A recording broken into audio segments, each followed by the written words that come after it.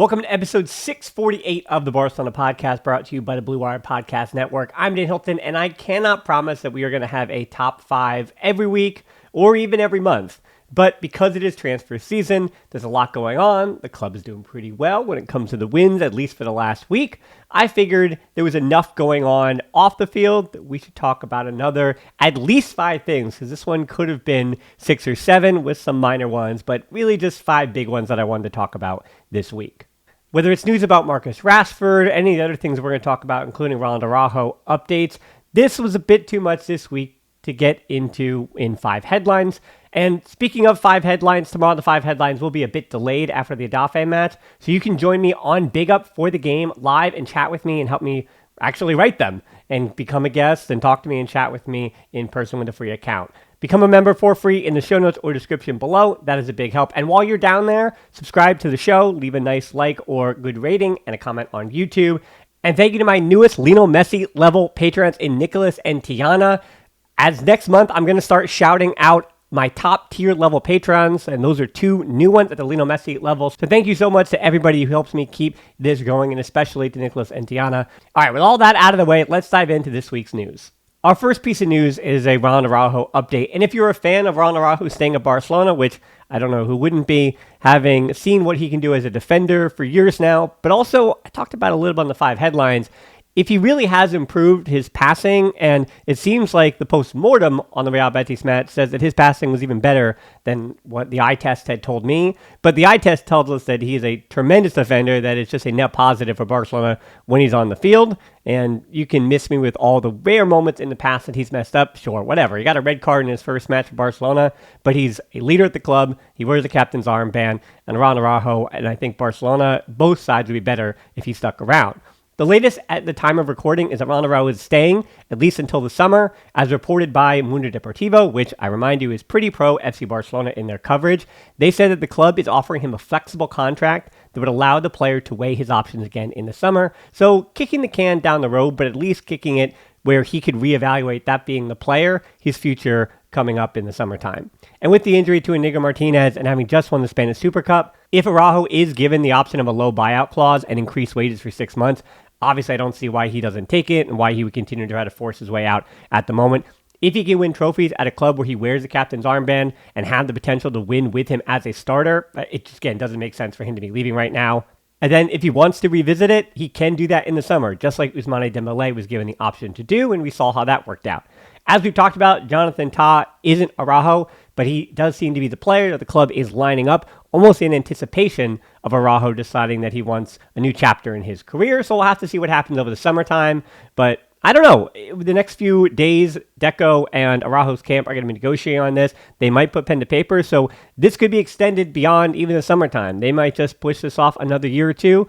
And with Araujo having the injury troubles he has had throughout his career, I think it does make sense for him to also sign along any dotted line, whether it's trying to force his way out to a new club or at Barcelona, to have some guaranteed salary regardless of his future on or off the field. Our second piece of news is another Ansu Fati update, which we did do last week, and truthfully there isn't much that has changed, other than Ansu Fati, if anything, has dug his heels as a player and a professional a little bit more into the sand, and Hansi Flick, it seems like, doesn't want to upset anything in the locker room, so he's just kind of placating Ansu, and he even came out today and said he hasn't asked to leave, and it seems like the player doesn't want to go. Since we last spoke about Ansu, he was left out of 2 more squads. The Real Madrid one was no surprise, but now again for the Copa del Rey against Real Betis. It's tough, though, because when you look at the squad, I don't know who Flick takes out based on depth at different positions, and that says less about Ansu and his role in the squad and more about how deep Barcelona's squad actually is. Because the squad is finally healthy again, so Hansi Flick has the luxury of having options at every position. Even with Inigo Martinez going down, Christensen will be back now. He's been given the green light for Getafe. Plus, you have Eric Garcia, De Jong, Olmo, Ferran Torres, and then Hector Fort and Gerard Martin are the outside back options, so you don't take any of them out of the squad. So it's basically Ansu against Ferran Torres, Pablo Torre, Pau Victor, and Fermin Lopez for 4 spots in the squad. And it'll probably turn into 3 spots when Christensen returns to the squad. And the question for you, and it's for me and Ansu's camp, and I think they know this, has Ansu showed more than the players, the other attacking options that I just mentioned? Not on the field and in the limited minutes he's had, that's for sure. That kind of squad competition hasn't been a problem for Barcelona in years due to the wage bill and injuries. And honestly, it's a good problem to have for Hansi Flick. Just not for the players that find themselves in the stands. Really not because of anything they have done wrong, but more that their teammates are really, really good players and earn their spots in the squad. And I know this is just coach speak, but Hansi Flick parroted this in the media, saying, I already said yesterday that he started well in preseason, he got injured, then again. And he has to train and show that he is improving. That is the situation. We have fewer injuries, and I make decisions based on what I see in training. So it is direct competition. It's not having anything to do, it seems like, with Ansu and the club trying to force him out. I honestly do believe Hansi Flick here because he did, initially in the preseason, believe and like what he saw from Ansu Fati, and I think no manager wants to add something else to a locker room if they don't feel like they truly need it, and if it's a club or Deco or a sporting director, whoever, who just wants to add a player because of jersey sales or whatever it is. The latest from Sport, which is another one of those sources that is quite positive for the club, says that Tottenham and West Ham might be looking for Ansu potentially on loan. But it's hard for me to believe that Ansu, the player who wants to succeed at Barcelona, would want to go back to the UK after it wasn't too great of a trip last year to Brighton. So why would Ansu really want to get himself out? I mean, he could revisit in the summer again, especially just like Araujo, if this is a club that's winning trophies. Even if you're not on the field and you're in the stands and you're winning trophies because he doesn't believe he's going to be in the stands, he believes in training, he can impress the manager. So as I've been saying about Ansu his whole career, hey, a little bit of confidence could go a long way. Fight for your spot. Now here's the big one. It's Marcus Rashford on loan. Now, why would the club want to push Ansu Fati? Not just nudge him, but push him out the door here in January? Well, it's because they want to bring in Marcus Rashford on loan. Because Ansu Fati, with his remaining wages for this season, off the wage bill, that's the only way, and they might need a little bit extra, as I'm about to get into, to get Marcus Rashford in the door. And to bring in a player like Marcus Rashford, who's on higher wages on loan, yeah, pieces have to move around. AC Milan and Borussia Dortmund are also rumored to be going for a potential deal, so there is some competition here, but it seems like Rashford from his camp is pushing hardest for Barcelona if that's where he's going to wind up on loan. There is more for Rashford to recapture than Ansu at the moment, I think, as a player. That is true, but it worries me to take Rashford away from the UK for the first time in his career. That is, I think, my biggest issue with this Marcus Rashford thing, having to reset his career midway through a season in an entirely new country. He's never even played outside of Manchester, where he's from and where he grew up. But on the flip side of that, he has always been seen and spoken about, both in community and in a locker room, as a great locker room presence. So I do think that the way that Hansi Flick kind of orchestrates and disciplines his locker room, he would be a really good fit there, and I think the club would pretty much welcome him with open arms. There's been no history in his career of him being a problem in any locker room. The other big problem is a bit beyond my pay grade, and that's the money side of things. If his reported number of 15.6 million plus 3.9 is right, that puts him at least 3 million to potentially 5 million more than Ansu, who is already making third most on Barcelona's team. So how much would his wages and how much of another team would pay Ansu's would be a big part of the equation. And the inverse for Marcus Rashford, how much is Barcelona going to have to pay of that? And are they willing to take on a player that even for half a season would be their third biggest wage getter for a player that would probably just be another depth piece? Rashford has been on the Manchester United sidelines, as in not making the squad, for just over a month now, and he scored 7 goals and provided 3 assists in 24 appearances before finding himself on the bench. It's probably not great that 2 of those 7 goals were scored against Barnsley back in September in the EFL Cup, but still, the 27-year-old left winger would, in theory, provide the depth that Barca is looking for at that left wing position, and even if they can afford the move, as I said, it just seems a bit risky for me, I think that the squad, especially including the likes of Tony Fernandez, those are the kind of players that can give Hansi Flick the depth he needs for the remainder of the season at a small fraction of the price.